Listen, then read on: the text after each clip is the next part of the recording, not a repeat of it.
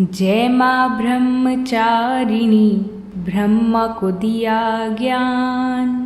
नवरात्रि के दूसरे दिन सारे करते ध्यान। रुद्राक्ष की माला से करूं आपका जाप। माया विषय में फंस रहा सारे काटो पाप। जय माता दी। ओम नमः शिवाय। बोलिए सच्चे दरबार की जय। जय हो जगत जननी माँ भवानी की। माता सभी पर खूब कृपा करें। माताओं बहनों, आज नवरात्रि का दूसरा दिन है। नवरात्रि के दूसरे दिन में माँ दुर्गा के दूसरे स्वरूप माता ब्रह्मचारिणी को समर्पित होता है। आज हम सभी भक्तजन नवरात्रि के दूसरे दिन की पुण्यमयी कथाओं को सुनेंगे। आज की यह कथा सभी का मंगल करने वाली है और सभी को पुण्य फल देने वाली मानी जाती है। आइए प्रिय भक्तजनों, हम सभी माता के प्रति बड़ी ही भक्ति भाव और श्रद्धा से इस कथा को सुनते हैं। माताओं बहनों, जब पृथ्वी पर कोई विपत्ति आती है तब समय समय पर महाशक्ति भी अपने भिन्न भिन्न रूप धारण करती हैं। दुष्टों का नाश और भक्तों की रक्षा करती हैं। देवताओं के एकत्रित तेज से उत्पन्न महाशक्ति ने ही प्राचीन समय में महाकाली और महालक्ष्मी और महासरस्वती रूप धारण किए थे। यह तीन रूप रज, तम एवं सात्विक गुणों के प्रतीक हैं। एक समय त्रेता युग में जब इस पृथ्वी पर रावण, कुंभकर्ण, ताड़का, खरदूषण आदि दैत्यों ने अत्याचार प्रारंभ किए, तब महाकाली, महालक्ष्मी और महासरस्वती तीनों महाशक्तियों ने धर्म की रक्षा के लिए अपने तेज समूह से एक दिव्य शक्ति को जन्म देने का निश्चय किया। तीनों शक्ति के स्वरूप से तेज एकत्रित हुए और मिलकर एक सुंदर दिव्य कन्या के रूप में प्रकट हो गई।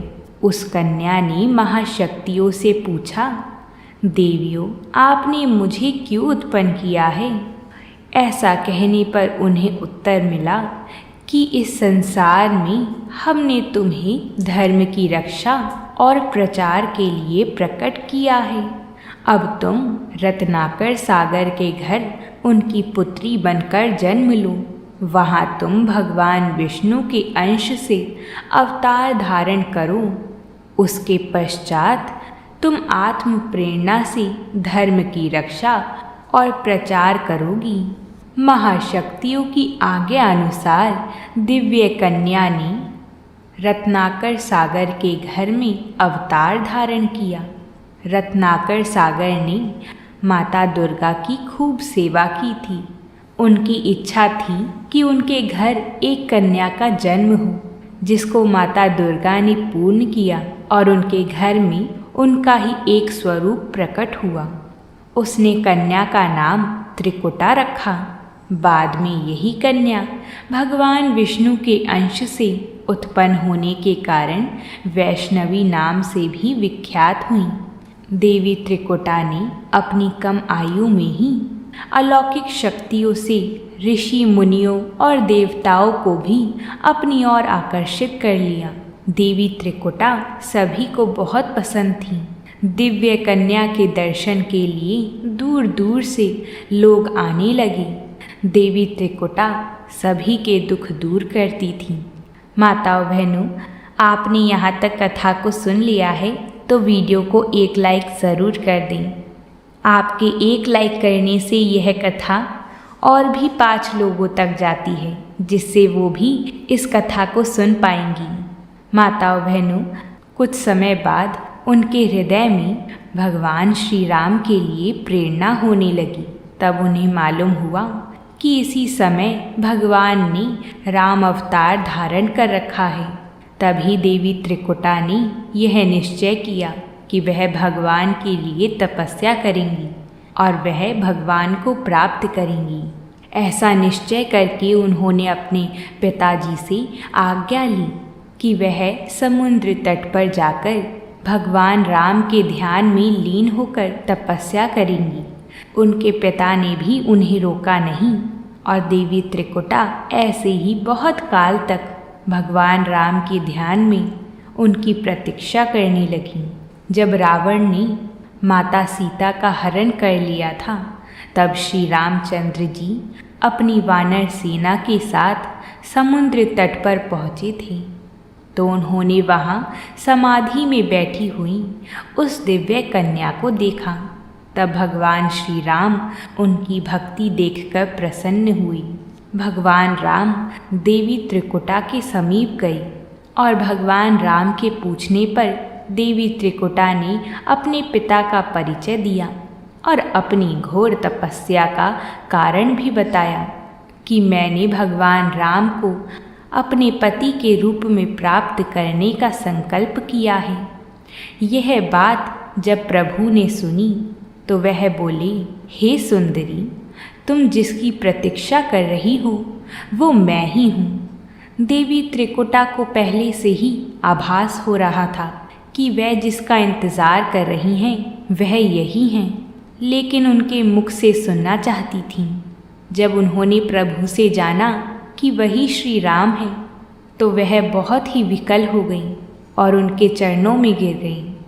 ऐसा देखकर भगवान श्री राम ने कहा, हे देवी, मैं तुम्हारे भाव को समझ रहा हूँ, लेकिन इस अवतार में एक पत्नी व्रती होने का संकल्प किया है और मेरी अर्धांगिनी अब देवी सीता हैं। यह बात सुनकर देवी त्रिकुटा भगवान श्री राम के चरणों में गिरकर रोने लगी। देवी त्रिकुटा ने अपने विचार नहीं बदले। उनका यह दुख और उनकी बहुत काल से घोर तपस्या को देखकर अंत में भगवान ने कहा कि मैं एक बार तुम्हारी कुटिया पर वेश बदल कर आऊँगा। यदि फिर भी तुमने मुझे पहचान लिया तो मैं तुम्हें अपनी पत्नी रूप में ग्रहण कर लूँगा। लंका से अयोध्या लौटते समय भगवान वृद्ध साधु का रूप धारण करके देवी त्रिकुटा की कुटिया में गई, लेकिन देवी त्रिकुटा उन्हें पहचान ना सकी। तब भगवान श्री राम उनके सामने प्रकट हुए और उनसे कहा, देवी, तुम्हारी तपस्या विफल नहीं होगी। तुम कलयुग में मेरे दूसरे अवतार कल्कि अवतार के समय तुम मेरी सहचरी बनोगी।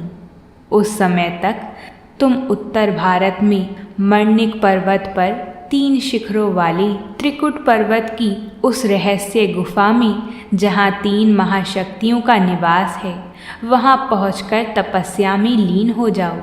वहाँ पर तुम अमर हो जाओगी। नल, नील, श्री हनुमान, जामवंत आदि वीर तुम्हारे पहरेदार होंगे। समस्त पृथ्वी लोक में तुम्हारी महिमा फैलेगी और तुम भक्तों के दुख हरने वाली वैष्णो देवी नाम से तुम्हारी प्रसिद्धि होगी। बोलिए जगत जननी माँ भवानी की जय। माताओं बहनों, माता ने ब्रह्मचारिणी स्वरूप में ही भगवान शिवजी को प्राप्त करने के लिए घोर तपस्या की थी। माता के एक हाथ में जप की माला और बाएं हाथ में कमंडलू रहता है।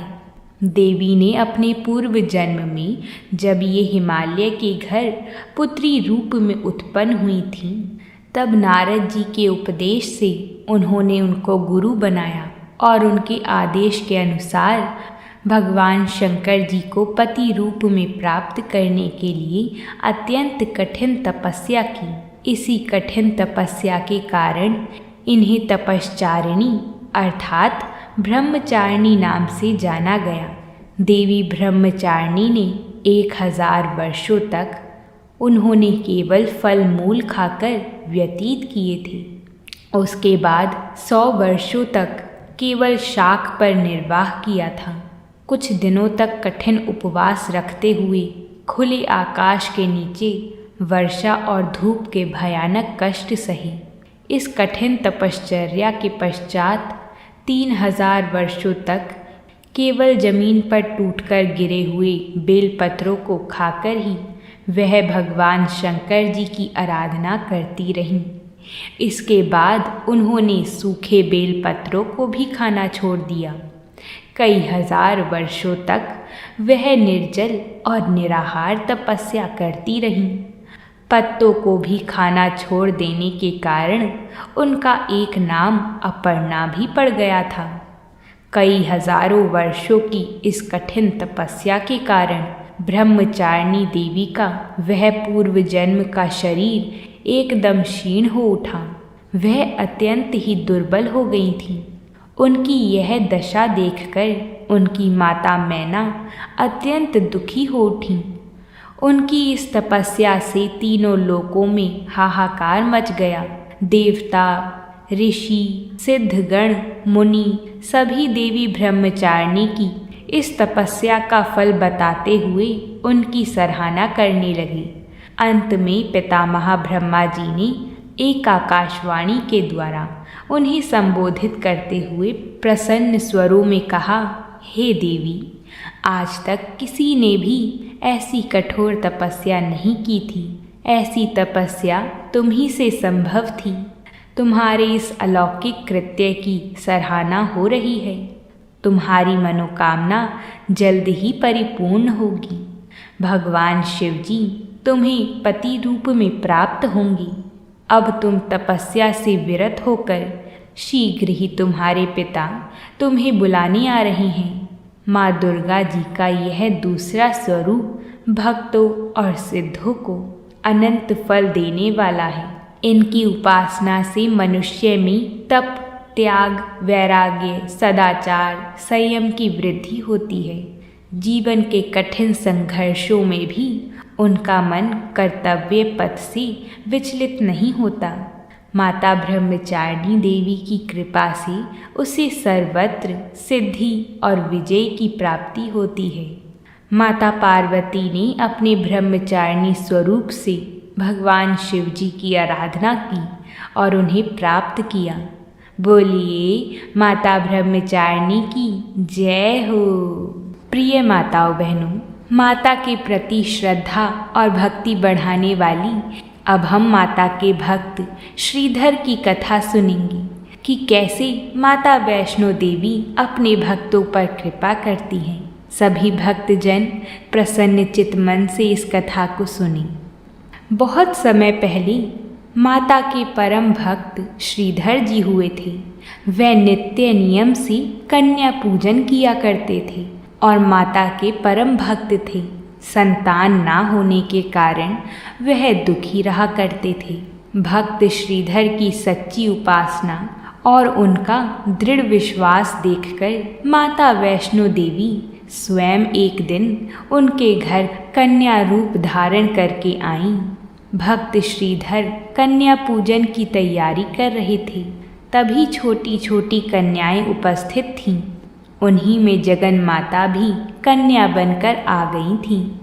नियम के अनुसार पांव धोकर भोजन परोसते समय जब कन्या पर भक्त जी की दृष्टि पड़ी तो वह एकटक उन्हें देखते ही रह गई, क्योंकि यह कन्या उन्होंने कभी देखी नहीं थी और माता का तेज ऐसा था कि उन्हें कोई भी देखता रह जाए। बाकी सब कन्या तो अपना भोजन पाकर और दक्षिणा लेकर चली गई थीं, पर यह दिव्य रूप वाली महाकन्या वहीं बैठी रही। तभी भक्त श्रीधर जी उनसे कुछ प्रश्न करने ही वाले थे कि कन्या रूपी महाशक्ति स्वयं ही बोली, मैं तुम्हारे पास एक काम से आई हूँ। छोटी सी कन्या के मुंह से ऐसी विचित्र बात सुनकर भक्त जी बहुत हैरान हुए। कन्या ने कहा कि आप अपने गांव में और आसपास यह संदेश दे आओ कि कल दोपहर आपके यहाँ महान भंडारे का आयोजन है। इतना कहकर वह कन्या वहाँ से लुप्त हो गई।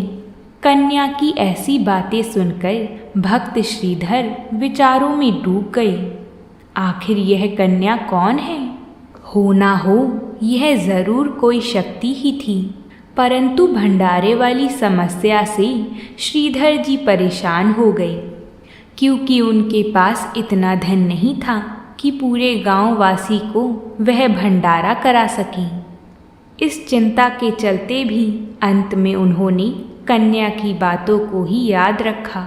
उन्हें नहीं मालूम था कि कल भंडारा किस प्रकार होगा, लेकिन फिर भी भक्त श्रीधर जी भंडारे का संदेश देने एक गांव से दूसरे गांव जा रहे थे, तो मार्ग में साधुओं के एक दल को देखकर भक्त श्रीधर जी ने उन्हें प्रणाम किया और साथ ही उन्हें होने वाले भंडारे में पधारने का निमंत्रण भी दिया।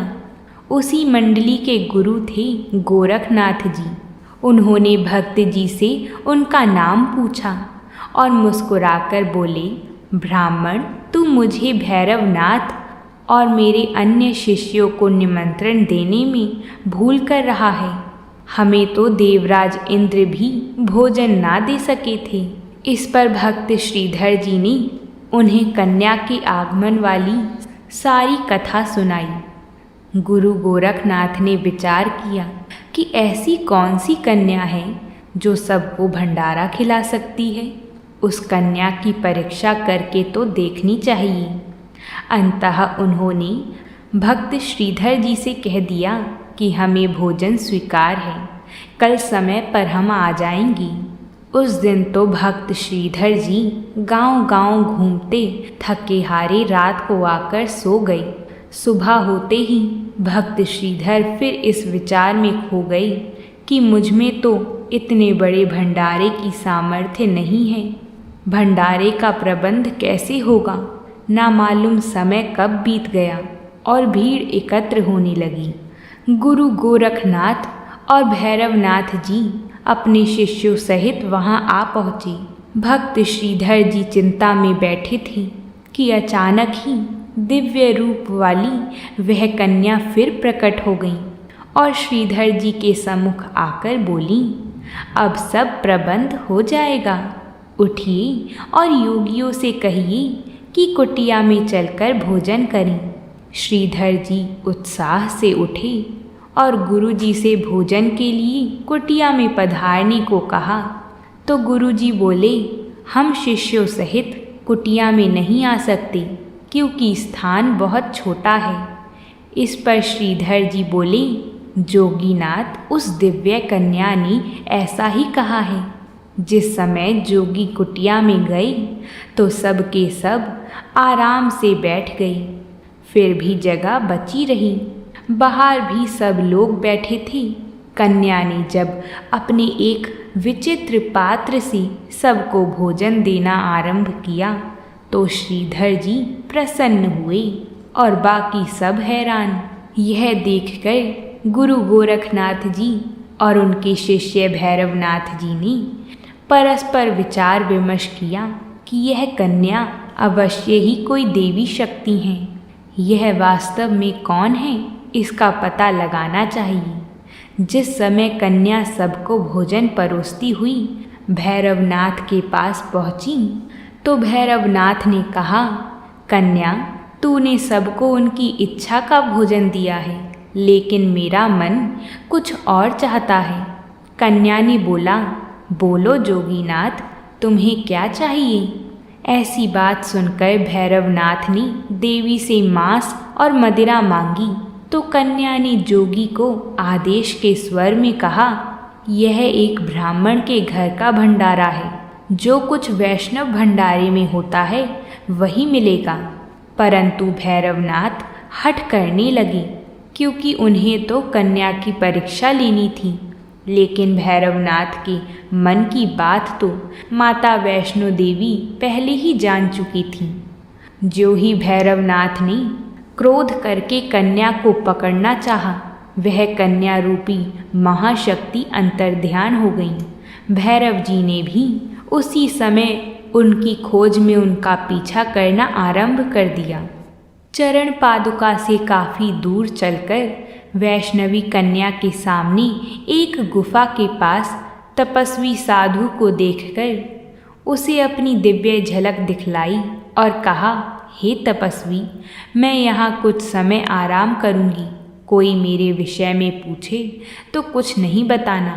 यह कहकर माता शक्ति गुफा में चली गईं।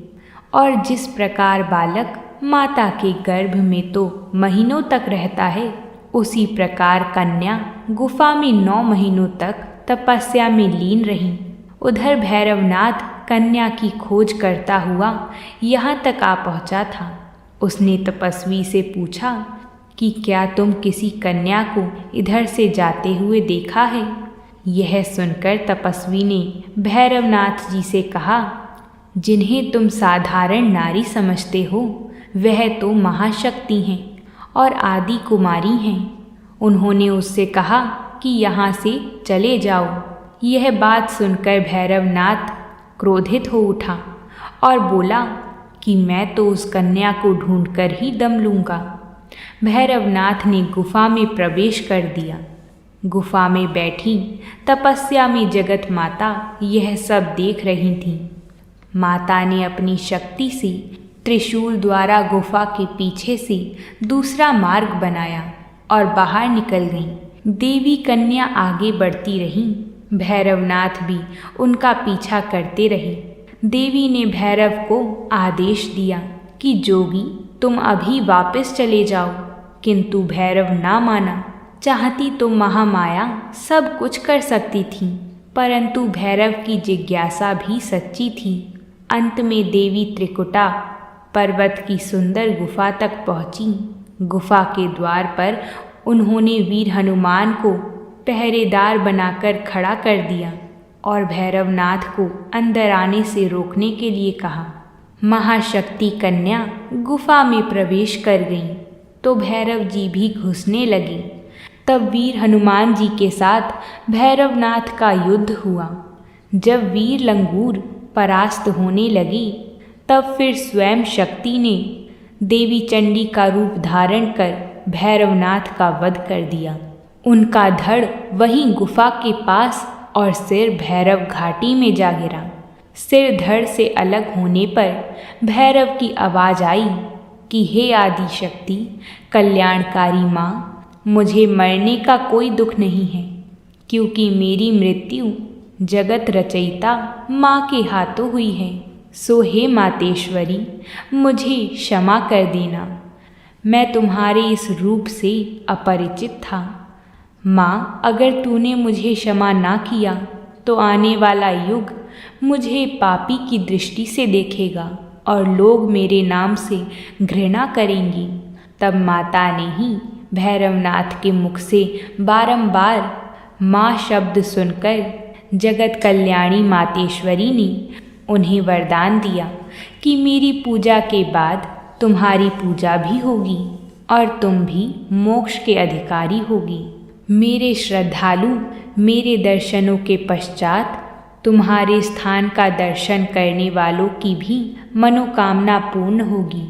माता वैष्णो देवी ने भैरवनाथ का कल्याण तो किया ही, उधर भक्त श्रीधर जी को कन्या के अचानक चले जाने से अत्यधिक बेचैनी हुई।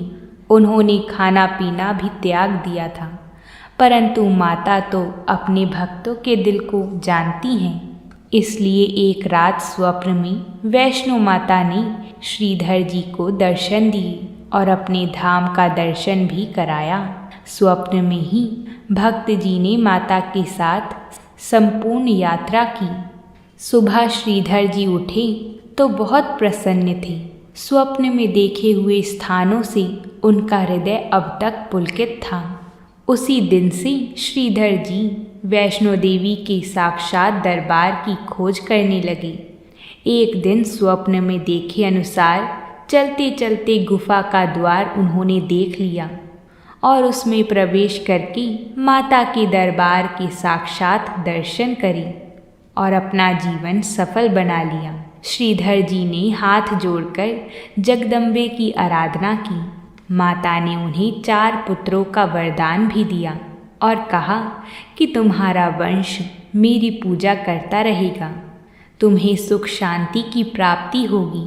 आज तक उनका वंश माता वैष्णो देवी की पूजा करता आ रहा है। बोलिए माता वैष्णो देवी की जय हो। माताओं बहनों, इस प्रकार नवरात्रि की यह दूसरी कथा भी सफलतापूर्वक हमने सुन ली है। मेरी प्रार्थना है कि इस कथा को सुनने के बाद आप दुर्गा सप्तशती की कथा भी ज़रूर सुनें। वो हमारे चैनल पर आ गई है, आप जाकर उसका श्रवण करें और माता की कृपा प्राप्त करें। अब हम आपसे कल मिलेंगे एक नई कथा के साथ। आप जाकर दुर्गा सप्तशती की कथा ज़रूर सुनें और इन कथाओं को अपने परिवारजनों के साथ ज़रूर शेयर करें। वीडियो को लाइक करें जिससे यह कथा सभी माताएं बहनें सुन सकें। और अगर आप कमेंट करना जानती हैं तो कमेंट में जय माता दी ज़रूर लिखें। तो प्रेम से बोलिए जय माता दी।